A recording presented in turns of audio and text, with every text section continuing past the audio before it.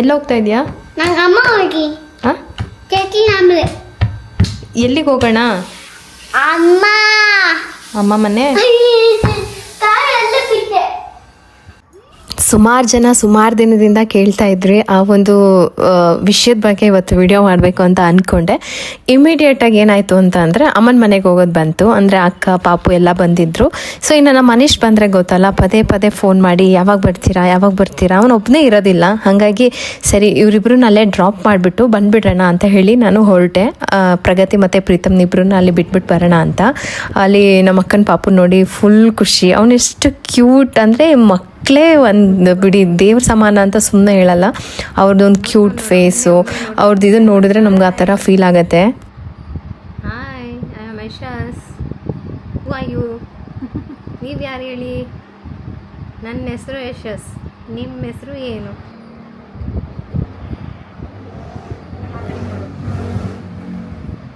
ಇಲ್ಲ ಅವನ ಕಡೆ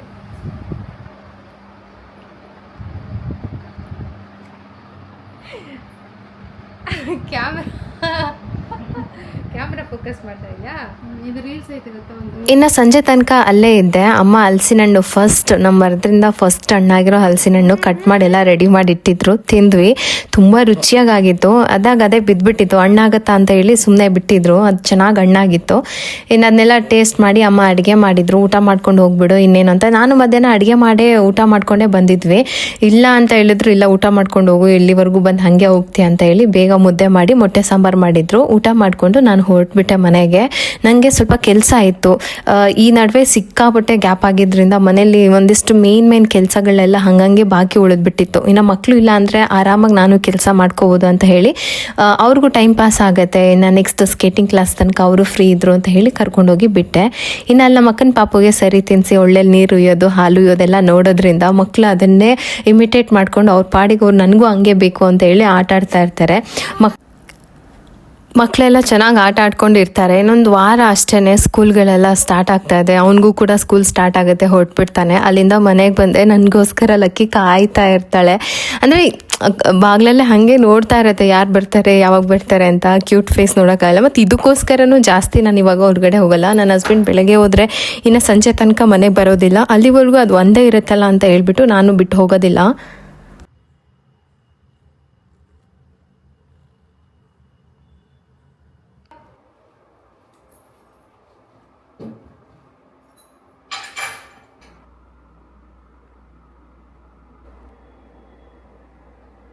ಈ ಸರಿ ಬೇಸಿಗೆ ಸಿಕ್ಕಾಪಟ್ಟೆ ಜಾಸ್ತಿ ಇತ್ತು. ಸುಮ್ಮನೆ ಒಂದು 10-15 ನಿಮಿಷ ಹೊರಗಡೆ ಹೋದರೆ ಸಾಕು, ಫುಲ್ ಟ್ಯಾನ್ ಆಗೋದು, ಮುಖ ಕೆಂಪಾಗೋದು, ಸುಡೋ ಥರ ಅನುಭವ ಆಗ್ತಾಯಿತ್ತು. ಬೆಂಕಿ ಸುತ್ತಾ ಇದ್ದೀವೇನೋ ಅನ್ನೋ ಫೀಲ್ ಆಗ್ತಾಯಿತ್ತು. ಸೊ ಹೀಟ್ ರ್ಯಾಷಸ್ ಸಮಸ್ಯೆ ಕೂಡ ನೋಡಿರ್ತೀವಿ. ಸೊ ಇದು ಸ್ಟಾರ್ಟಿಂಗಲ್ಲಿ ಒಂಥರ ನಾವು ಇಗ್ನೋರ್ ಮಾಡ್ಬೋದು. ಅದಾದಮೇಲೆ ಅದೇನಾದರೂ ಪಿಗ್ಮೆಂಟೇಷನ್ ಥರ ಆಗೋ ಚಾನ್ಸಸ್ ಕೂಡ ಇರುತ್ತೆ. ಸೊ ಹಾಗಾಗಿ ಅದಕ್ಕೇನು ಬೇಕೋ ಅದು ಟ್ರೀಟ್ಮೆಂಟ್ನ ನಾವು ತೊಗೊಂಡ್ರೆ ಬೆಸ್ಟ್ ಅಂತ ಅನಿಸುತ್ತೆ. ನಾನಿಲ್ಲಿ ಕ್ಯೂರ್ ಸ್ಕಿನ್ ಅವರ ಫೇಸ್ ವಾಶ್ನ ಯೂಸ್ ಮಾಡ್ತೀನಿ. ರೆಗ್ಯುಲರಾಗಿ ನಾನು ಅದನ್ನೇ ಯೂಸ್ ಮಾಡೋದು. 1 ಪಂಪ್ ಸಾಕಾಗುತ್ತೆ, ಇಡೀ ಫೇಸ್ ಎಷ್ಟು ಫ್ರೆಶ್ ಆಗಿ ಫೀಲ್ ಆಗುತ್ತೆ. ಮೊದಲಿಗೆ ಇದು ಕ್ಯೂರ್ ಸ್ಕಿನ್ ಆ್ಯಪ್ ಅಂತ ಇತ್ತು, ಇವಾಗ ಕ್ಯೂರ್ ಆ್ಯಪ್ ಆಗಿದೆ. ಇದರಲ್ಲಿ ಏನಂತಂದರೆ ನಮ್ಮ ಚರ್ಮದ ರಿಲೇಟೆಡು, ಕೂದಲಿನ ರಿಲೇಟೆಡ್ ಏನಾದರೂ ಪ್ರಾಬ್ಲಮ್ ಇದ್ದರೆ ಆ್ಯಪ್ ಮುಖಾಂತರ ನಾವು ಪರಿಹಾರ ಮಾಡ್ಕೋಬೋದು. ಅಂದರೆ ಟ್ಯಾನಿಂಗ್, ರೆಡ್ನೆಸ್, ಸನ್ ಡ್ಯಾಮೇಜ್ ಏನಾದರೂ ಆಗಿದ್ರು ಕೂಡ ಒಂದು ಫೋಟೋ ಅಪ್ಲೋಡ್ ಮಾಡಿದ್ರೆ ಸಾಕು, ಡರ್ಮಟಾಲಜಿಸ್ಟ್ ನಮ್ಮ ಸ್ಕಿನ್ ಕೇರ್ ರೊಟೀನ್ನ ನೀಡ್ತಾರೆ. ಅದನ್ನು ನಾವು ರೆಗ್ಯುಲರಾಗಿ ಫಾಲೋ ಮಾಡಿದ್ರೆ ಅದರಿಂದ ನಮಗೆ ಬೆಸ್ಟ್ ರಿಸಲ್ಟ್ ಕೂಡ ಸಿಗುತ್ತೆ. ಸೊ ನನಗೆ ಒಂದು ಸನ್ಸ್ಕ್ರೀನ್ ಮತ್ತು ಒಂದು ಸೂತಿಂಗ್ ಜೆಲ್ ಕೊಟ್ಟಿದ್ದಾರೆ, ಬೇಸಿಗೆ ಅಲ್ವಾ. ಸೊ ಹಾಗಾಗಿ ಸ್ವಲ್ಪ ಸ್ಕಿನ್ ಸಾಫ್ಟಾಗಿ ಮಾಯಿಶ್ಚರೈಸ್ ಆಗಿ ಕೂಲಾಗಿರುತ್ತೆ. ಇದನ್ನು ಯೂಸ್ ಮಾಡ್ತೀನಿ. ಅದಾದಮೇಲೆ ಸ್ವಲ್ಪ ಸನ್ಸ್ಕ್ರೀನ್ ಯೂಸ್ ಮಾಡ್ತೀನಿ. ಇಷ್ಟೇ. ನನ್ನ ಸ್ಕಿನ್ ಕೇರ್ ರೊಟೀನ್ ತುಂಬಾ ಈಸಿ, ಸಿಂಪಲ್, 1-2 ಸ್ಟೆಪ್ಪಲ್ಲಿ ಮುಗ್ದೋಗ್ಬೇಕು. ಫೇಸ್ ವಾಶ್, ಯಾವುದೋ ಒಂದು ಕ್ರೀಮ್, ಈ ಥರದಲ್ಲಿ ಇರಬೇಕು. ಅದಕ್ಕಿಂತ ಜಾಸ್ತಿ ಆದರೆ ನನಗೆ ಬ್ಯುಸಿ ಲೈಫಲ್ಲಿ ಅದನ್ನೆಲ್ಲ ಫಾಲೋ ಮಾಡೋಷ್ಟು ಟೈಮ್ ಇಲ್ಲ. ಹೋಮ್ ರೆಮಿಡಿ ಬೆಸ್ಟ್, ಅದನ್ನು ಕೂಡ ನೀವು ಟ್ರೈ ಮಾಡ್ಬೋದು. ಬೇಸಿಗೆಯಲ್ಲಿ ಜಾಸ್ತಿ ಹೀಟ್ ಆಗೋದ್ರಿಂದ, ಸ್ವೆಟ್ ಆಗೋದ್ರಿಂದ ನಮಗೆ ತುಂಬ ಸ್ಕಿನ್ ಪ್ರಾಬ್ಲಮ್ ಆಗುತ್ತೆ. ನನಗಂತೂ ಫುಲ್ ಫೇಸ್ ಮತ್ತು ಈ ಸೈಡ್ ನೆಕ್ಕಲ್ಲೆಲ್ಲ ಸಣ್ಣ ಗುಳ್ಳೆ ಆಗ್ತಾಯಿತ್ತು. ಅದು ಹಿಂಗಂದರೆ ಸ್ವಲ್ಪ ರಫ್ ಆಗ್ತಾಯಿತ್ತು. ಯಾರಿಗೂ ಕಾಣಿಸ್ತಾ ಇರಲಿಲ್ಲ, ಬಟ್ ನನಗೆ ನನಗೆ ಮಾತ್ರ ಫೀಲ್ ಆಗುತ್ತೆ ಆ ಥರ. ಸೊ ಆ ಥರ ಏನಾದರೂ ಆದರೆ ಅದರಿಗೆಲ್ಲ ಸೊಲ್ಯೂಷನ್ ಸಿಗುತ್ತೆ ನಿಮಗೆ. ಕ್ಯೂರ್ ಸ್ಕಿನ್ ಆ್ಯಪ್ ಅಂತ ಇತ್ತು ಮೊದಲಿಗೆ, ಇವಾಗ ಕ್ಯೂರ್ ಆ್ಯಪ್ ಆಗಿದೆ. ಅದನ್ನು ಪ್ಲೇಸ್ಟೋರಲ್ಲಿ ಡೌನ್ಲೋಡ್ ಮಾಡಿಕೊಂಡು ನಿಮ್ಮ ಒಂದು ಸ್ಕಿನ್ ಇಶ್ಯೂಸ್ ಏನಿದೆ ಅದನ್ನು ನೀವಲ್ಲಿ ಚಾಟ್ ಮುಖಾಂತರ ಮಾತಾಡಿ 2 ಫೋಟೋ ಅಪ್ಲೋಡ್ ಮಾಡಿದರೆ ಅವ್ರು ನಿಮಗೆ ರ್ಯಾಂಡಮಾಗಿ ಎಲ್ಲ ಪ್ರಾಡಕ್ಟ್ನ ಸಜೆಸ್ಟ್ ಮಾಡೋದಿಲ್ಲ. ನಿಮ್ಮ ಕನ್ಸರ್ನ್ ಮತ್ತು ನಿಮ್ಮ ಟ್ರೀಟ್ಮೆಂಟ್ ಏನು ಬೇಕೋ ಅದ್ರ ಪ್ರಕಾರನೇ ಅವರು ಪ್ರಾಡಕ್ಟ್ನ ಕಸ್ಟಮೈಸ್ ಮಾಡಿ ನಿಮಗೆ ಕೊಡ್ತಾರೆ. ಸೊ ಕಿಟ್ ಬಂದುಬಿಟ್ಟು 2200 ರುಪೀಸ್ ಆಗುತ್ತೆ. 2 ಮಂತ್ಸ್ಗಿಂತ ಮೇಲೆ ಯೂಸ್ ಮಾಡ್ಬೋದು. ನಾನು ಯೂಸ್ ಮಾಡೋದು ನೋಡಿದ್ರೆ ನನಗೆ 2 ಮಂತ್ಸ್ಗಿಂತ ಜಾಸ್ತಿ ಯೂಸ್ ಆಗುತ್ತೆ.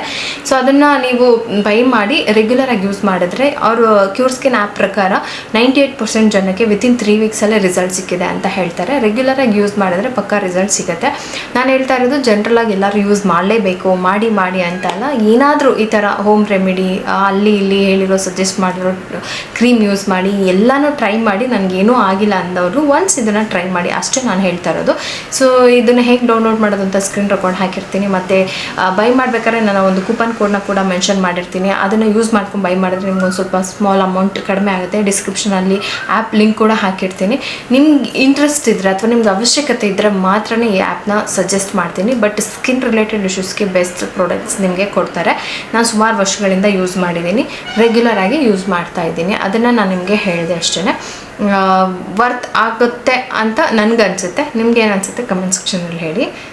ಸುಮಾರು ಜನ ನನ್ನ ಯಾವ ಏಜಿಗೆ ಮದುವೆ ಆಗಿದ್ದು ಅಂತ ಹೇಳ್ಬಿಟ್ಟು ನಾನು ಬರ್ಡೇ ಬಂದರೆ ಸಾಕು ನಾನು ಇಯರ್ನ ಕ್ಯಾಲ್ಕುಲೇಟ್ ಮಾಡೋದು, ನಿಮ್ಮದು ಚೈಲ್ಡ್ ಮ್ಯಾರೇಜಾ ಅಂತ ಕೇಳ್ತಾ ಇದ್ರಿ. ಹೌದು, ನಂದು ಚೈಲ್ಡ್ ಮ್ಯಾರೇಜ್. ಹಂಗಂತ ಹೇಳ್ಬಿಟ್ಟು ಸಿಕ್ಕಾಪಟ್ಟೆ ಅಲ್ಲ, ಯಾರ್ದು ಬಲವಂತದಿಂದ ಅಂತ ಅಲ್ಲ, ನಾನೇ ಮದುವೆ ಮಾಡ್ಕೊಂಡಿದ್ದು. ಎಸ್, ನನಗೆ 17 ವರ್ಷಕ್ಕೆ ಮದುವೆ ಆಯಿತು. ಏನಂತಂದರೆ ಈಗಿನ ಕಾಲದಲ್ಲಿ ನೀವು ಕೇಳಿರ್ತೀರ ಅಲ್ವಾ, ಯಾವುದೋ ಒಂದು ಮಗು ಎಕ್ಸಾಮ್ ಬಯೋಕ್ಕೆ ಏನೋ ತುರಿಯ ಮಾಡ್ಕೊಂಡ್ಬಿಡ್ತು, ತುರಿಯ ಆಗೋಯ್ತು ಅಂತ ಹೇಳ್ತಾರಲ್ಲ, ಅಷ್ಟು ಧೈರ್ಯ ಎಲ್ಲಿಂದ ಬರುತ್ತೆ ಅಂತ ನೀವು ಯೋಚನೆ ಮಾಡ್ತಾ ಇರ್ಬೋದು. ಬಟ್ ಆ ಧೈರ್ಯ ಬರುತ್ತೆ. ಸೊ ಅದಕ್ಕಿಂತ ಬೆಸ್ಟ್ ಅನಿಸ್ತು ನನಗೆ ಈ ಥರ ಏನಾದರೂ ಒಂದು ಒಳ್ಳೆ ಡಿಸಿಷನ್ ತೊಗೊಂಡು ಹೋಗ್ಬಿಡ್ಬೇಕು. ಅಂದರೆ ನನಗೆ ಆ ಒಂದು ಇದನ್ನು ಫೇಸ್ ಮಾಡೋಕ್ಕೆ ಆಗಲಿಲ್ಲ. ಸೊ ಅದನ್ನು ನಾನು ಆಲ್ರೆಡಿ ನಿಮಗೆ ಹೇಳಿದ್ದೆ. ಆ ಒಂದು ಇದಕ್ಕೇ ನಾನು ಈ ಥರದೊಂದು ನಿರ್ಧಾರ ತೊಗೊಂಡ್ಬಿಟ್ಟೆ, ಗೊತ್ತಿದ್ದೋ ಗೊತ್ತಿಲ್ಲದಲೇನೋ. ಆದರೆ ಈ ಜೀವನ ಏನು ಒಂದು ಹೊಸ ಜರ್ನಿ ಶುರು ಆಯಿತು. ಅದರಿಂದ ನಂಗೆ ಬೇಜಾರೇನಿಲ್ಲ, ಪಶ್ಚಾತ್ತಾಪನೂ ಇಲ್ಲ, ಬೇಜಾರು ಇಲ್ಲ, ಏನಿಲ್ಲ. ತುಂಬ ಚೆನ್ನಾಗಿತ್ತು ಲೈಫು. ಅಂದರೆ ತುಂಬ ಪಾಠ ಕಲಿಸ್ತು ಇದು. ತುಂಬ ಇನ್ನೋಸೆಂಟ್ ಹುಡುಗಿ ಅದು. ನನ್ನ ವರ್ಷನಲ್ಲಿ ನಾನು ಚಿಕ್ಕ ವಯಸ್ಸಿನ ಹುಡುಗಿ ಆ ಪವಿತ್ರನ ನೋಡಿದ್ರೆ ಎಷ್ಟು ಇನ್ನೋಸೆಂಟ್, ಏನೂ ಗೊತ್ತಿಲ್ಲ. ನಿಮಗೆ ಗೊತ್ತಿರುತ್ತೆ 17 ವರ್ಷದ ಹುಡುಗಿ ಅಂದರೆ ಎಷ್ಟು ನಾಲೆಡ್ಜ್ ಇರಬಹುದು. ಹೊರಗಿನ ಪ್ರಪಂಚಕ್ಕೆ ಆಗತಾನೆ ನಾನು ಕಾಲಿಡಬೇಕಾಗಿದ್ದ ಹುಡುಗಿ. ಸೊ ಆ ಇನ್ನೋಸೆಂಟ್ ಹುಡುಗಿ ಇವತ್ತು ಸ್ಟ್ರಾಂಗ್ ವುಮನ್ ಆಗಿ ನಿಂತಿದ್ದೀನಿ ಅಂತಂದರೆ ಈ ಜರ್ನಿ ಒಂದು ಸಾರಿ ನಾನೇನೋ ತಿರುಗಿ ನೋಡಿದ್ರೆ ನನಗೆ ಖುಷಿ ಆಗುತ್ತೆ, ಧೈರ್ಯ ಆಗುತ್ತೆ. ಇಷ್ಟೆಲ್ಲ ಫೇಸ್ ಮಾಡಿ ಇಲ್ಲಿವರೆಗೂ ಬಂದಿದ್ಯಾ ನಾನು ಅಂತ ನನಗೆ ಅನಿಸುತ್ತೆ. ಏನು ಫೇಸ್ ಮಾಡಿಬಿಟ್ಟಿದ್ಯಾ ನೀನು ಅಂತ ಕೇಳ್ಬೋದು. ಬಟ್ ಆ ಸಿಚುವೇಶನಲ್ಲಿರೋ ಹೆಣ್ಮಕ್ಳಿಗೆ ಮಾತ್ರನೇ ಅದು ಅರ್ಥ ಆಗುತ್ತೆ. ನಾನೇನು ಯುದ್ಧ ಮಾಡಿದ್ದೀನಿ ಅಥವಾ ಜಲ್ಲಿಕಲ್ಲು ಹೊತ್ಕೊಂಡೋಗಿ ಮನೆ ಕಟ್ಟಿದ್ದೀನಿ ಈ ಥರ ಕಷ್ಟ, ಎಲ್ಲದಕ್ಕಿಂತ ಕಷ್ಟ ಯಾವ್ದು ಗೊತ್ತಾ? ಮನಸ್ಸಿಗಾಗೋ ಕಷ್ಟಗಳು. ಸೊ ಅದನ್ನು ನಾವು ಎಕ್ಸ್ಪ್ಲೇನ್ ಮಾಡೋಕ್ಕಾಗಲ್ಲ. ಆ ಥರದ್ರಲ್ಲಿ ನನಗೆ ಆಯಿತು ಅಂದರೆ ಆ ಏಜಿಗೆ ಅದು ಜಾಸ್ತಿ ಅಂತ ನನಗನ್ನಿಸ್ತು. ನಾನು ಯಾರಿಗೂ ಹೇಳಲ್ಲ 17 ವರ್ಷಕ್ಕೆ ಮದುವೆ ಆಗಿ ಅಂತ. ಯಾಕೆ ಅಂತಂದರೆ ಅದು ಕರೆಕ್ಟ್ ಏಜ್ ಅಲ್ಲ, ಕರೆಕ್ಟ್ ಟೈಮ್ ಕೂಡ ಅಲ್ಲ. ಆ ಟೈಮ್ನ ನೀವು ಪ್ರೀಷಿಯಸ್ ಟೈಮ್, ಅದು ಜಸ್ಟ್ ಎಂಜಾಯ್ ಲೈಫ್ ಹೆಂಗಿದೆ ಆ ಕ್ಷಣ ಆ ದಿನ ಅದನ್ನು ಎಂಜಾಯ್ ಮಾಡಬೇಕಿತ್ತು. ಬಟ್ ನನ್ನ ಲೈಫಲ್ಲಿ ಅದೊಂದು ಆಗೋಯಿತು. ಒಂದು 20-21 ವರ್ಷ ಏನಿದೆ ಅಲ್ಲ, ಸೊ ಅಲ್ಲಿವರೆಗೂ ನೀವು ಯಾವುದೇ ಈ ರೀತಿಯಾದಂತಹ ಡಿಸಿಷನ್ ತೊಗೋಬೇಡಿ ಅಂತಲೇ ನಾನು ನಿಮಗೆ ಸಜೆಷನ್ ಮಾಡೋದು. ಯಾಕೆಂದರೆ 17, 18, 19 ಲೈಫ್ನ ಫಸ್ಟ್ ಡಿಸಿಷನ್ ಮ್ಯಾರೇಜೇ ಆಗಿಬಿಟ್ರೆ ನಿಮ್ಮ ಲೈಫ್ನ ಇನ್ಯಾವ ಭಾಗನೂ ನೀವು ನೋಡೋಕ್ಕಾಗಲ್ಲ. ಸೊ ಇದು ನನ್ನ ಎಕ್ಸ್ಪೀರಿಯೆನ್ಸಲ್ಲಿ ಒಂದಿಷ್ಟು ವಿಷಯನ ನಿಮ್ಮ ಜೊತೆ ಶೇರ್ ಮಾಡ್ಕೋಬೇಕು ಅಂತ ಅಂದ್ಕೊಂಡಿದ್ದೀನಿ.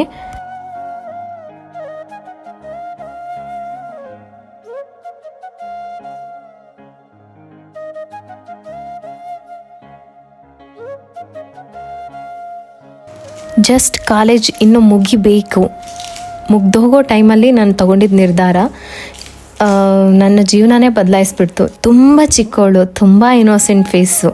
ಆ ಚಿಕ್ಕ ಹುಡುಗಿನ ನಾನು ಸಾರಿ ಕೇಳೋಕ್ಕೆ ಇಷ್ಟಪಡ್ತೀನಿ. ನಾನು ತುಂಬ ನಿನ್ನ ಪ್ರಾಬ್ಲಮಿಗೆ ತಳ್ಳಿಬಿಟ್ಟೆ. ಆ ಒಂದು ನಿರ್ಧಾರದಿಂದ ನಿನ್ನ ಲೈಫ್ನ ಒಂದು 10-15 ವರ್ಷ ನಾನು ಹಾಳು ಮಾಡಿಬಿಟ್ಟೆ ಅಂತ ಹೇಳೋಕ್ಕೆ ಇಷ್ಟಪಡ್ತೀನಿ. ಹೊರಗಿನ ಪ್ರಪಂಚ ಅಂದರೆ ಏನು ಅಂತಲೇ ಗೊತ್ತಿರಲಿಲ್ಲ. ಗೊತ್ತಾಗೋಕ್ಕೆ ಮುಂಚೆನೇ ಮದುವೆ ಅನ್ನೋ ಜರ್ನಿಗೆ ಎಂಟ್ರಿ ಆಗಿಬಿಟ್ಟೆ. ಎಷ್ಟು ಡಿಪೆಂಡೆಂಟ್ ಆಗಿದ್ದೆ ಅಂದರೆ ಅಮ್ಮ ಅಪ್ಪನ ಸೆರ್ಗಿಟ್ಕೊಂಡು ಓಡಾಡ್ತಿದ್ದ ಮಗು. ಆಗ ತಾನೇ ರೆಕ್ಕೆ ಬಿಚ್ಚಿ ಹೊರಗಿನ ಪ್ರಪಂಚಕ್ಕೆ ಅಂತ ಕಾಲೇಜಿಗೆ ಸೇರಿದ್ದು ನಾನು ಅಷ್ಟೇ. ಅದು ಬಿಟ್ಟರೆ ಬೇರೆ ಯಾವ ಅನುಭವನೂ ನನಗಿರಲಿಲ್ಲ. ಒಬ್ಬಳೇ ಎಲ್ಲೂ ಹೋಗ್ತಿರ್ಲಿಲ್ಲ. ಏನು ಒಂದು ತರಕಾರಿ ತರೋಕ್ಕೂ ನನಗೆ ಗೊತ್ತಿಲ್ಲ ಅಂದರೆ ಒಂದು 10 ರೂಪಾಯಿ ವ್ಯವಹಾರನೂ ಕೂಡ ನಮಗಿನ್ನೂ ಕೊಡ್ದಲೇ ಇರೋ ಅಂತಹ ಒಂದು ಏಜು. ಹೊರಗಡೆ ಹೋಗಿ ಖರ್ಚು ಮಾಡ್ತಿರ್ಲಿಲ್ಲ, ಯಾರ ಹತ್ರನೂ ಮಾತಾಡ್ತಿರ್ಲಿಲ್ಲ, ಏನೋ ಬೇಕು ಅಂತ ಕೇಳೋಕ್ಕೂ ಭಯ. ಆ ಥರ ಒಂದು ಡಿಪೆಂಡೆನ್ಸಿಲಿ ಇದ್ದಿದ್ದ ಮಗು ಅದು.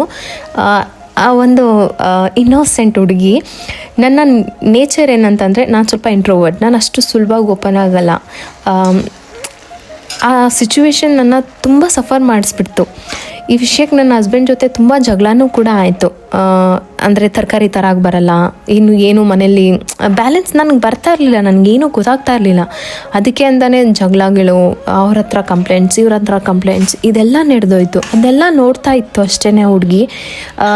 ಆಮೇಲೆ ಲೈಫಲ್ಲಿ ಒಂದು ದೊಡ್ಡ ಟ್ವಿಸ್ಟ್ ಬಂತು. ಯಾವಾಗ ಅಂತಂದರೆ ನಾನು ಒಂದು 22 ವರ್ಷ ಅನಿಸುತ್ತೆ ನನಗೆ. ಆಗ ನಾನು ನಮ್ಮಪ್ಪನ ಕಳ್ಕೊಳ್ತೀನಿ. ಅಲ್ಲಿ ನನಗೆ ಒಂದು ರೆಸ್ಪಾನ್ಸಿಬಿಲಿಟಿ ಅಂತ ಬರುತ್ತೆ. ಅಂದರೆ ಅಲ್ಲಿವರೆಗೂ ನನಗೇನು ಅದಿರಲಿಲ್ಲ. ಅಂದರೆ ಅಷ್ಟೊತ್ತಿಗಾಗಲೇ ಸುಮಾರು ಪಾಠ ಕಲ್ತ್ಬಿಟ್ಟಿದ್ದೆ.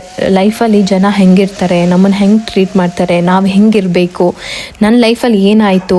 ಬಟ್ ತುಂಬ ಸಫರ್ ಮಾಡ್ತಾಯಿದ್ದೆ ನಾನು. ರಾಂಗ್ ಡಿಸಿಷನ್ ಹೋಯ್ತು, ನನ್ನ ಲೈಫ್ ಮುಗ್ದೋಯ್ತು. ಜಸ್ಟ್ 17 ಇಯರ್ಸ್ಗೆ ಎಂಡಿಂಗ್ ಬಂದುಬಿಟ್ನೆ ನಾನು. ಈ ಥರದ್ದೆಲ್ಲ ಬಂದು ಹೋಗ್ತಾಯಿತ್ತು. ಯಾಕೆಂದರೆ ಆ ಟೈಮ್ ನಿಜವಾಗ್ಲೂ ಹಾಗಿತ್ತು ನನಗೆ. ಯಾರೂ ನನ್ನ ವಯಸ್ಸನ್ನು ಅಥವಾ ನನ್ನ ಅನುಭವನ ಅರ್ಥ ಮಾಡ್ಕೊಂಡಿರಲಿಲ್ಲ. ಹಾಗಾಗಿ ಆ ಏಜಿಗೆ ಅದು ನನಗೆ ತುಂಬ ತುಂಬ ಕಷ್ಟ ಅಂತ ಅನ್ನಿಸ್ತಾ ಇತ್ತು. ಇನ್ನೋಸೆಂಟ್ ಹುಡುಗಿಗೆ. ಓಕೆನಾ. ಜವಾಬ್ದಾರಿ ಏನು ಅಂತ ಅಂದರೆ ಅಪ್ಪನ ಕಳ್ಕೊಳ್ತೀವಿ. ಆವಾಗ ನನಗೆ ನೆಕ್ಸ್ಟು ನಮ್ಮಮ್ಮ ಒಂಟಿಯಾದರು ಅಂತ ಬಂತು. ಅಮ್ಮನ ನೋಡ್ಕೋಬೇಕು, ಅಮ್ಮನ್ನ ಚೆನ್ನಾಗಿ ನೋಡ್ಕೋಬೇಕು. ನಾನು ನೋಡ್ಕೊಳ್ಳೋ ವಯಸ್ಸಲ್ಲಿ ನೋಡ್ಕೊಳ್ಳೋದನ್ನ ಬಿಟ್ಟು ಮದುವೆ ಮಾಡ್ಕೊಂಡ್ಬಿಟ್ಟೆ ನಾನು. ನನ್ನ ಮೇಲೆ ಎಷ್ಟು ಅವ್ರಿಗೆ ಹೋಪ್ಸ್ ಇತ್ತು, ನಾನು ಏನೆಲ್ಲ ಮಾಡಬೇಕಾಗಿತ್ತು, ಇದೆಲ್ಲ ನನ್ನ ತಲೆಗೆ ಬರೋಕ್ಕೆ ಸ್ಟಾರ್ಟ್ ಆಯಿತು. ಆಮೇಲೆ ನನಗೆ ಹೊಸ ಒಂದು ಪ್ರಪಂಚ ಶುರು ಆಗಿದ್ದು. ಅಲ್ಲಿವರೆಗೂ ಯಾರೋ ನನಗೆ ಊಟ ತಂದು ಹಾಕ್ತಾರೆ, ಯಾರೋ ನನಗೊಂದು ಸ್ವಲ್ಪ ಬಟ್ಟೆ ಕೊಡಿಸ್ತಾರೆ, ಯಾರೋ ನನ್ನನ್ನು ಕರ್ಕೊಂಡು ಹೋಗ್ತಾರೆ, ಯಾರಿಂದನೋ ಸುಮ್ಮನೆ ಹೋಗ್ತಾ ಇರ್ತಿದ್ದೆ, ನೋಡ್ತಾ ಇದೆ. ಯಾರೋ ಅಂದರೆ ಅದು ಹಸ್ಬೆಂಡ್ ಕ್ಯಾರೆಕ್ಟರ್ ಅಂತ ಇಟ್ಕೊಳ್ಳಿ. ಇಷ್ಟೇ ನನ್ನ ಪ್ರಪಂಚ, ಇಷ್ಟೇ ನಾನು. ಅಲ್ಲಿಂದ ನನ್ನ ಅಮ್ಮನಿಗೆ ಹೆಂಗೆ ಸಹಾಯ ಮಾಡಬೇಕು, ದುಡ್ಡು ಬೇಕು, ದುಡ್ಡಿಲ್ಲ ನನ್ನ ಹತ್ರ. ಈ ದುಡ್ಡಿಗೆ ನಾನು ಏನು ಮಾಡಬೇಕು, ದುಡಿಬೇಕು. ನನ್ನ ಹತ್ರ ಸರ್ಟಿಫಿಕೇಟ್ ಇಲ್ಲ, ಅನುಭವ ಇಲ್ಲ, ನನಗೇನು ಗೊತ್ತಿಲ್ಲ, ನನಗೆ ಯಾರು ಕೆಲಸ ಕೊಡ್ತಾರೆ. ಅಯ್ಯೋ, ಲೈಫ್ನ ಈ ಥರ ಸ್ಪಾಯ್ಲ್ ಮಾಡ್ಕೊಂಬಿಟ್ನಾ. ನೆಕ್ಸ್ಟ್ ಮೂಮೆಂಟ್ ಏನು ಯೋಚನೆ ಮಾಡಿದೆ. ಸೊ ಏನೂ ಗೊತ್ತಿಲ್ಲ, ಬ್ಲ್ಯಾಂಕ್ ಆಗಿದ್ದೆ. ಆಮೇಲೆ ಸ್ಟಾರ್ಟ್ ಮಾಡಿದ್ದು ಕುಚ್ಚು ಹಾಕೋದಕ್ಕೆ. ಯೂಟ್ಯೂಬಲ್ಲೇ ಕಲ್ತ್ಕೊಂಡೆ ಒಂದಿಷ್ಟು. ನನಗೆ ಏನೇ ಕೆಲಸ ಬೇಗ ಬರುತ್ತೆ. ಅಲ್ಲಿಂದ ಶುರು ಆಯಿತು. 100, 10, 20, 150, 1000 ಹಾಗೆ ದುಡಿಯೋಕ್ಕೆ ಸ್ಟಾರ್ಟ್ ಮಾಡಿದೆ. ದುಡ್ಡು ಧೈರ್ಯ ಕೊಡೋದಕ್ಕೆ ಶುರು ಮಾಡ್ತು ನನಗೆ. ಅವತ್ತು ಗೊತ್ತಾಗಿದ್ದು ದುಡ್ಡಿಂದ ಧೈರ್ಯ ಕೂಡ ಬರುತ್ತೆ ಅಂತ. ಅಲ್ಲಿಂದ ನಾನು ಇಂಡಿಪೆಂಡೆಂಟ್ ಆಗೋಕ್ಕೆ ಶುರು ಮಾಡಿದೆ. ಅಂದರೆ ಅರ್ನಿಂಗ್ ಸ್ಟಾರ್ಟ್ ಆಯಿತು, ನನ್ನ ಡಿಸಿಷನ್ ಸ್ಟಾರ್ಟ್ ಆಯಿತು. ನಾನು ಇಂಡಿಪೆಂಡೆಂಟಾಗಿ ಹೊರಗಡೆ ಮಾತಾಡೋಕ್ಕೆ ಶುರು ಮಾಡಿದೆ. ಅಂದರೆ ಕೆಲಸ ಶುರು ಆಯ್ತಲ್ಲ, ಕಸ್ಟಮರ್ ಹತ್ರ ಮಾತಾಡೋದು. ಮತ್ತು ನಾನು ತುಂಬ ಸ್ಟೂಡೆಂಟ್ಸ್ಗೆ ಕುಚ್ಚು ಹೇಳ್ಕೊಟ್ಟೆ. ಅಲ್ಲಿ ನನಗೆ ಒಂದು ಸ್ವಲ್ಪ ಲೀಡರ್ಶಿಪ್ ಬಂತು. ಅಂದರೆ ಜೀವನದಲ್ಲಿ ನಾವು ಸ್ಕೂಲಲ್ಲಿ ಕಲಿತೀವೋ, ಕಾಲೇಜಲ್ಲಿ ಕಲಿತೀವೋ, ಅಥವಾ ಇನ್ನೊಬ್ರು ನೋಡಿ ಕಲಿತೀವೋ ಗೊತ್ತಿಲ್ಲ, ಎಕ್ಸ್ಪೀರಿಯನ್ಸ್ ಎಲ್ಲನೂ ಕಲಿಸುತ್ತೆ. ಎಕ್ಸ್ಪೀರಿಯನ್ಸ್ ಆಗಬೇಕು, ಅನುಭವಗಳು ಆಗಬೇಕು. ಅದನ್ನೇ ಹೇಳೋದು, ಸ್ಕಿಲ್ ಇರಬೇಕು, ಯಾವುದಾದ್ರೂ ಒಂದು ಸ್ಕಿಲ್ ಕಲ್ತಿರಬೇಕು ಅಂತ. ಪುಸ್ತಕದಲ್ಲಿರೋದು ನನಗೆ ಯಾವುದೂ ಪ್ರಯೋಜನಕ್ಕೆ ಬರಲಿಲ್ಲ ಅಂದ್ರೂ ನನ್ನ ಲೈಫ್ ಸ್ಕಿಲ್ ನನಗೆ ಒಂದು ಅಂದರೆ ಸ್ಟಾರ್ಟಪ್ ಅಂತ ಕೊಡ್ತು. ಅಲ್ಲಿವರೆಗೂ ಸಿಕ್ಕಾಪಟ್ಟೆ ಕಲಿತೆ. ಆಮೇಲೆ ಸ್ವಲ್ಪ ಯೂಟ್ಯೂಬ್ ಜರ್ನಿ ಶುರು ಆಯಿತು. ಅಲ್ಲಿಂದ ಲೈಫ್ ಮತ್ತೆ ತಿರುಗಿ ನೋಡಲೇ ಇಲ್ಲ. ದುಡಿಯೋಕ್ಕೆ ಶುರು ಮಾಡಿದೆ. ಹೊರಗಿನ ಪ್ರಪಂಚ ಏನು, ಲೈಫ್ ಏನು ಅಂತ ಎಕ್ಸ್ಪೀರಿಯೆನ್ಸ್ ಮಾಡಿದೆ. ಎಲ್ಲ ಗೊತ್ತಾಗೋಕ್ಕೆ ಶುರು ಆಯಿತು. ದುಡ್ಡು ಬಂತು. ದುಡ್ಡು ಬಂದಮೇಲೆ ಇಂಡಿಪೆಂಡೆಂಟಾಗಿ ಖರ್ಚು ಮಾಡೋದಕ್ಕೂ ಸ್ವಲ್ಪ ಭಯ ಪಡ್ತಾಯಿದ್ದೆ ನಾನು. ಅದೆಲ್ಲ ಹೋಗಿ ನಾನು ಎಷ್ಟು ಖರ್ಚು ಮಾಡಬೇಕು, ಹೆಂಗಿರಬೇಕು ಲೈಫಲ್ಲಿ, ಪ್ರತಿಯೊಂದನ್ನು ಈ ದುಡ್ಡು ಕಲಿಸ್ಕೊಡ್ತು. ಆದರೆ ಅಲ್ಲಿಂದ ನಾನು ಇಂಡಿಪೆಂಡೆಂಟ್ ಆಗಿ ಬದುಕೋದನ್ನು ಕಲಿತೆ ಅಂತ ಹೇಳ್ಬೋದು. ಏನೇ ಬರಲಿ ಫೇಸ್ ಮಾಡ್ತೀನಿ ಅನ್ನೋ ಧೈರ್ಯ ಬಂತು. ಈ ಧೈರ್ಯ ಯಾರಾದರೂ ನಮಗೆ ಚಿಕ್ಕ ವಯಸ್ಸಿಂದಲೇ ಕಲಿಸ್ಬೇಕಿತ್ತು ಅಂತ ಯಾವಾಗಲೂ ಅನ್ನಿಸ್ತಾಯಿತ್ತು.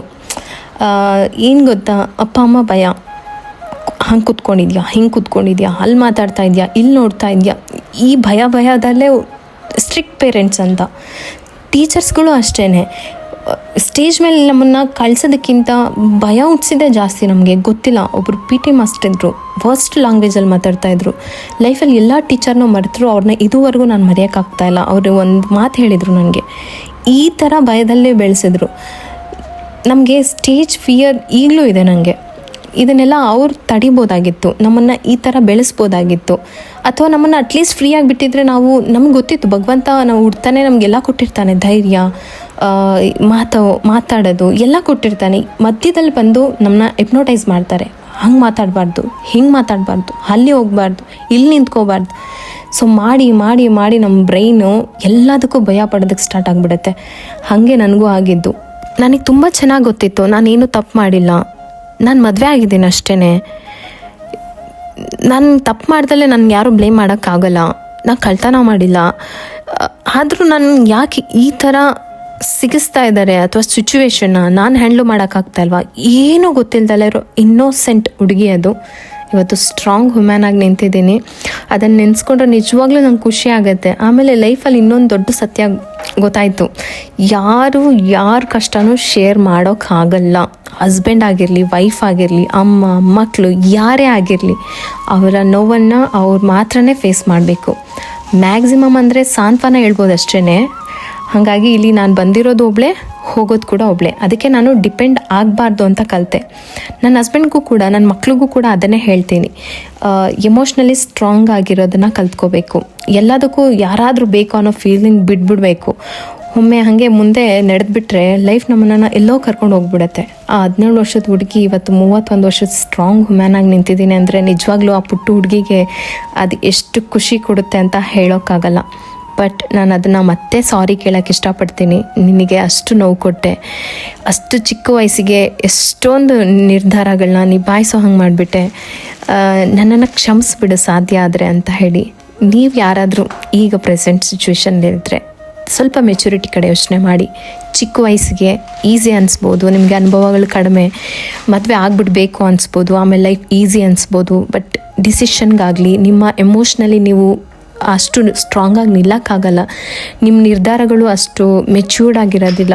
ಸೊ ಹಾಗಾಗಿಯೇ ಆ ಏಜನ್ನು ಇಷ್ಟು ಮುಂದಕ್ಕೆ ಹಾಕಿದ್ದು. ಅಟ್ಲೀಸ್ಟ್ 18 ಬೇಡ, 20-21 ವರ್ಷ ಅನ್ನೋದು ತುಂಬ ಇಂಪಾರ್ಟೆಂಟ್. ಅಲ್ಲಿವರೆಗೂ ವೆಯ್ಟ್ ಮಾಡಿ ಮದುವೆ ಮಾಡ್ಕೊಳ್ಳಿ ಅಷ್ಟೇ ನಾನು ಹೇಳೋಕ್ಕೆ ಇಷ್ಟಪಡ್ತೀನಿ. 2012 ನನ್ನ ಮದುವೆ ಆಗಿದ್ದು, ಆಗ ನನಗೆ 17 ವರ್ಷ. ನಾನು ಅಂದ್ಕೊಂಡೆ 18 ಆಗಿಬಿಟ್ಟಿದೆ ನನಗೆ ಅಂತ. ಲೆಕ್ಕ ಪ್ರತಿ ಸಲ ಮಾಡ್ತಾಯಿದ್ದೆ. ಈ ವಿಡಿಯೋ ಮಾಡೋಕ್ಕೂ ಮುಂಚೆಗೂ ಮಾಡಿದೆ. ನನಗೆ 18-17 ಅಂತ ಎಕ್ಸಾಕ್ಟಾಗಿ 17 ವರ್ಷದ ಹುಡುಗಿ ನಾನು ಅವಾಗ. ಇದೇ ನನ್ನ ಜೀವನದ ಕತೆ. ಏನಾಯಿತು, ಯಾರು ಏನು ಮಾಡಿದ್ರು, ಏನನ್ನ ಹ್ಯಾಂಡಲ್ ಮಾಡೋಕ್ಕಾಗಿಲ್ಲ ಅಂತ ಬೇರೆಯವ್ರ ಬಗ್ಗೆ ಕಂಪ್ಲೇಂಟ್ ಮಾಡೋಕ್ಕೆ ನನಗಿಷ್ಟ ಇಲ್ಲ. ನನ್ನದೇ ಮೇಜರ್ ತಪ್ಪು. ಅದನ್ನು ನಾನು ಒಪ್ಕೊಂಡು ಈಗ ಆಗಿರೋದನ್ನೆಲ್ಲ ಎಕ್ಸ್ಪೀರಿಯನ್ಸ್ ಅಂತ ತಿಳ್ಕೊಂಡು ನಾನು ಮುಂದೆ ಜೀವನಿಸಬೇಕು ಅಂತ ಅಂದ್ಕೊಂಡು ಹೋಗ್ತಾ ಇದ್ದೀನಿ. ಬಟ್ ಜೀವನ ನನಗೆ ತುಂಬ ಅನುಭವಗಳನ್ನ ಕೊಡ್ತು, ಅದನ್ನು ಸಾಕು ನಾನು ಕ್ಯಾರಿ ಮಾಡ್ತೀನಿ. ಕೆಲವೊಮ್ಮೆ ಜೀವನ ನಮ್ಮನ್ನು ತುಂಬ ಬೇಗ ದೊಡ್ಡವರನ್ನಾಗಿ ಮಾಡಿಬಿಡುತ್ತೆ. ಅಂದರೆ ಒಂದು ವಿಷಯ ನೆನ್ಪಿಟ್ಕೊಳ್ಳಿ, ಭಯ ಪಡೋದು ತಪ್ಪಲ್ಲ, ಆ ಭಯದಿಂದ ಹೊರಗೆ ಬರೋಕ್ಕೆ ಪ್ರಯತ್ನ ಮಾಡದೇ ಇರೋದೇ ದೊಡ್ಡ ತಪ್ಪು. ತುಂಬ ಭಯ ಆಗ್ತಾಯಿತ್ತು, ತುಂಬ ಭಯ ಪಡ್ತಾಯಿದ್ದೆ. ಇವಾಗಿಲ್ಲ. ಇನ್ನೊಂದು ಏನಂತಂದರೆ, ನಮ್ಮ ಜೀವನದಲ್ಲಿ ಯಾರಾದರೂ ನಮ್ಮ ಜೊತೆ ಇರ್ಬೋದು, ಸಪೋರ್ಟು ಮಾಡ್ಬೋದು, ಆದರೆ ನಮ್ಮ ಜೀವನನ ಬದಲಿಸೋ ಪವರ್ ಮಾತ್ರ ನಮ್ಮ ಕೈಯಲ್ಲಿರುತ್ತೆ, ಬೇರೆ ಯಾರ ಕೈಯಲ್ಲೂ ಇರೋಲ್ಲ. ಹುಡುಗಿಯರಿಗೆ ನಾನು ಹೇಳೋದೇನೆಂದರೆ, ದುಡ್ಡಿಗಿಂತನೂ ಮೊದಲು ಧೈರ್ಯನ ಸಂಪಾದಿಸ್ಕೊಳ್ಳಿ. ಆ ಧೈರ್ಯ ಬಂದಮೇಲೆ ಜೀವನ ನಿಮಗೆ ಹೊಸ ದಾರಿನ ತೋರಿಸುತ್ತೆ. ನಮ್ಮನ್ನು ನಾವೇ ನಂಬೋದು ತುಂಬ ಮುಖ್ಯ. ನಮ್ಮನ್ನು ನಾವು ನಂಬಬೇಕು, ಯಾಕೆಂದರೆ ನಮ್ಮ ಜೊತೆ ಇರೋದು ನಾವು ಮಾತ್ರನೇ ಅಲ್ವಾ. ಇಂಡಿಪೆಂಡೆಂಟ್ ಆಗೋದು ಅಂತ ಅಂದರೆ ಒಬ್ಬರನ್ನ ಬಿಟ್ಟು ಹೋಗೋದಲ್ಲ. ನಾನು ಹೇಳ್ತಾ ಇದ್ದೀನಿ ಡಿಪೆಂಡ್ ಆಗಬಾರ್ದು ಅಂತ ಗಂಡನ ಮೇಲೆ, ಆ ಥರ ಅರ್ಥ ಅಲ್ಲ. ಯಾರೋ ಬಿಟ್ಟು ಹೋಗ್ಬಿಡೋದಂತಲ್ಲ, ನಮ್ಮ ಕಾಲ ಮೇಲೆ ನಾವು ನಿಲ್ಲೋದು ಅಂತಂದರೆ ನಮ್ಮ ಡಿಸಿಷನ್ ಮೇಲೆ ನಾವು ನಿಲ್ಲೋದು. ಲೈಫಲ್ಲಿ ಎಲ್ರಿಗೂ ಕಷ್ಟ ಬರುತ್ತೆ, ಅದನ್ನು ಫೇಸ್ ಮಾಡ್ತಾ ಸ್ಟ್ರಾಂಗ್ ಆಗೋದಿದೆಯಲ್ಲ, ಅದು ಇಂಪಾರ್ಟೆಂಟು. ಫೇಸ್ ಮಾಡಿ ಸ್ಟ್ರಾಂಗಾಗಿ ನಿಂತ್ಕೋಬೇಕು. ಕಷ್ಟ ಬಂತು ಅಂದ ತಕ್ಷಣ ಬೇರೇನೋ ಅದಲ್ಲ.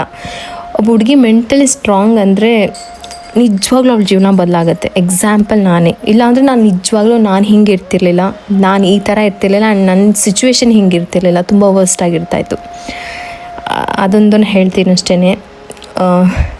ಇನ್ನೊಂದು ನನ್ನ ಲೈಫಲ್ಲಿ ಕಲ್ತಿದ್ದೇನಂತಂದರೆ, ನಾವು ಯಾರಿಗಾದರೂ ತುಂಬ ಎಮೋಷ್ನಲಿ ಅಟ್ಯಾಚ್ ಆಗಿಬಿಟ್ರೆ ನಮ್ಮ ಹ್ಯಾಪಿನೆಸ್ ಕೂಡ ಅವ್ರ ಕೈಯಲ್ಲಿ ಹೋಗಿಬಿಡತ್ತೆ. ಅದಕ್ಕೆ ನಾನು ಸ್ವಲ್ಪನಾದರೂ ಡಿಪೆಂಡೆನ್ಸಿ ಬಿಟ್ಬಿಟ್ಟು ಇಂಡಿಪೆಂಡೆಂಟ್ ಆಗಿರಿ ಅಂತ ಹೇಳಿದ್ದು.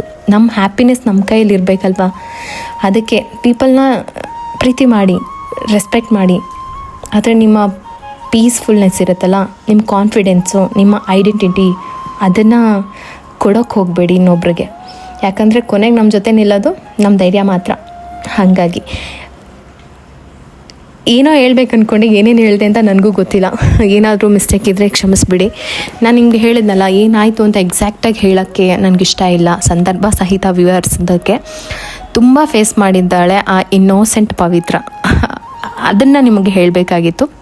ಆಮೇಲೆ ನನಗೇನು ಬೇಜಾರಿಲ್ಲ, ಇವತ್ತಿಗೆ ನಾನು ನಿಂತಿರೋದಕ್ಕೆ ಬೇಜಾರಿಲ್ಲ. ಅಟ್ಲೀಸ್ಟ್ ಆ ಬದಲಾವಣೆ ಆಗದಲ್ಲೇ ಅದರಲ್ಲೇ ಇದ್ಬಿಟ್ಟಿದ್ದಿದ್ರೆ ನಿಜವಾಗ್ಲೂ ನಾನು ಇವತ್ತು ಬದುಕಿದ್ರೂ ವೇಸ್ಟು. ಆ ಥರ ನನ್ನ ಜೀವನ ಆಗ್ತಾಯಿತ್ತು. ಅದು ನನಗೆ ಇಷ್ಟ ಇರಲಿಲ್ಲ. ಬಟ್ ಈ ಬದಲಾವಣೆಯಿಂದ ನಾನು ಅವತ್ತು ತೊಗೊಂಡಿದ್ದ ನಿರ್ಧಾರಕ್ಕೆ ಇವತ್ತು ನನಗೆ ಖುಷಿ ಇದೆ, ಸಂತೋಷವೂ ಇದೆ. ಆ್ಯಂಡ್ ಅಷ್ಟೇ ನಾನು ನಿಮಗೆ ಹೇಳೋಕ್ಕೆ ಇಷ್ಟಪಡೋದು. ಮತ್ತು ಇದೊಂಥರ ವ್ಲಾಗು, ನನ್ನ ಲೈಫ್ ಜರ್ನಿನೂ ಗೊತ್ತಾಗಲಿಲ್ಲ. ಏನೋ ಮಾಡೋಕ್ಕೆ ಹೋಗಿ ಏನೇನೋ ಬಂತು. ಇನ್ನೂ ರಾತ್ರಿ ಏನೇನೋ ಯೋಚನೆ ಮಾಡ್ತಾಯಿತ್ತು ನನ್ನ ತಲೆ. ಹೀಗೆ ಹೇಳಬೇಕು, ನನ್ನ ಎಕ್ಸ್ಪೀರಿಯನ್ಸ್ನ ಈ ಥರ ಹಂಚ್ಕೋಬೇಕು, ಇನ್ನೋಸೆಂಟ್ ಹುಡುಗಿ ಕಥೆನ ನಿಮ್ಮ ಹತ್ರ ಎಲ್ಲ ಶೇರ್ ಮಾಡಬೇಕು ಅಂತ ಏನೇನೋ ಅನ್ನಿಸ್ತಾ ಇತ್ತು. ಜಸ್ಟ್ ನನಗೆ ಅನಿಸಿರೋದನ್ನು ನಾನು ನಿಮ್ಮ ಜೊತೆ ಹಂಚ್ಕೊಂಡಿದ್ದೀನಿ. ಜಸ್ಟ್ ಪುಟಾಣಿ ಬ್ಲಾಗ್, ನನ್ನ ಜೀವನದ ಎಕ್ಸ್ಪೀರಿಯೆನ್ಸ್ ನಿಮ್ಮ ಜೊತೆ. ಇನ್ನು ಇವತ್ತು ಫುಲ್ ಡೇ ದೋಸೆನೇ ತಿಂದಿದ್ದೀನಿ. ಅಮ್ಮ ದೋಸೆ ಇಟ್ಕೊಟ್ಟಿದ್ರು. ಆಗ್ಲಕಾಯಿ ಪಲ್ಯ ತಿನ್ನಬೇಕಂತ ತುಂಬ ಅನ್ನಿಸ್ತಾ ಇತ್ತು. ಹಾಗಾಗಿ ಪಲ್ಯ ಮಾಡಿಕೊಂಡು ತಿಂದ್ಬಿಟ್ಟು, ನಮ್ಮ ಮನೆಯವ್ರು ಬರೋದು ಲೇಟ್ ಆಯಿತು, ಇನ್ನು ದೋಸೆ ಹಾಕ್ಕೊಂಡು ತಿನ್ಬಿಡೋಣ, ವೆಯ್ಟ್ ಮಾಡೋಕ್ಕಾಗಲ್ಲ ಅಂತ ಹಾಕೋಕ್ಕೆ ಬಂದೆ.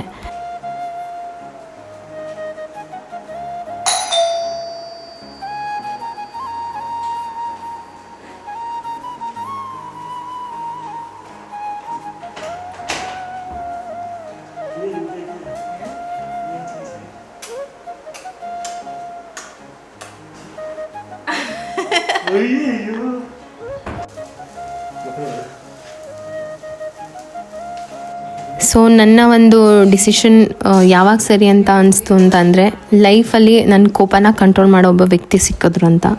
ಜೀವನನ ಅಷ್ಟೊಂದು ಗಂಭೀರವಾಗಿ ತೊಗೋಬೇಡಿ. ಯಾಕಂದರೆ ನಾವಿಲ್ಲಿಂದ ಜೀವಂತವಾಗಂತೂ ಹೊರಗೆ ಹೋಗಲ್ಲ, ಗೊತ್ತಲ್ಲ ನಾವು ಹೆಂಗೆ ಹೋಗ್ತೀವಿ ಅಂತ. ಹಾಗಾಗಿ ಜಾಸ್ತಿ ಏನು ಟೆನ್ಷನ್ ಬೇಡ, ಆರಾಮಾಗಿರೋಣ. ಸ್ವಲ್ಪ ಕಾಮ್ನೆಸ್ ಬರಲಿ ಎಲ್ಲರಿಗೂ ಅಂತ ಕೇಳ್ಕೊಳ್ತೀನಿ. ಇನ್ನು ಜೊತೆಗೆ ದೋಸೆ ಮಾಡಿದ್ನಲ್ಲ, ಊಟ ಮಾಡಿದ್ವಿ. ತುಂಬ ದಿನ ಆಯಿತು ಜೊತೇಲಿ ಊಟ ಮಾಡಿ. ಮೊದಲೆಲ್ಲ ಸಿಕ್ಕಾಪಟ್ಟೆ ಜೊತೇಲಿ ಊಟ ಮಾಡ್ತಿದ್ವಿ. ನಮ್ಮ ಲವ್ ಮ್ಯಾರೇಜು ತುಂಬ ಎಕ್ಸ್ಪೆಕ್ಟೇಷನ್, ಆಸೆ ಎಲ್ಲ ಇತ್ತು. ಬಟ್ ಅದು ಒಂದೊಂದೇ ಕ್ಷಣ ಬ್ರೇಕ್ ಆಗ್ತಾ ಹೋಯ್ತಾ ಇತ್ತಲ್ಲ, ಅವಾಗ ಹಿಂಗೆಲ್ಲ ಇನ್ಸಿಡೆಂಟ್ ಆಗೋಯ್ತು. ಈ ಬ್ಲಾಗ್ ನಿಮ್ಗೆ ಇಷ್ಟ ಆಗಿದ್ದರೆ ಲೈಕ್ ಮಾಡಿ. ಸಿಗ್ತೀನಿ ನೆಕ್ಸ್ಟ್ ಬ್ಲಾಗಲ್ಲಿ. ಟೇಕ್ ಕೇರ್, ಬಾಯ್.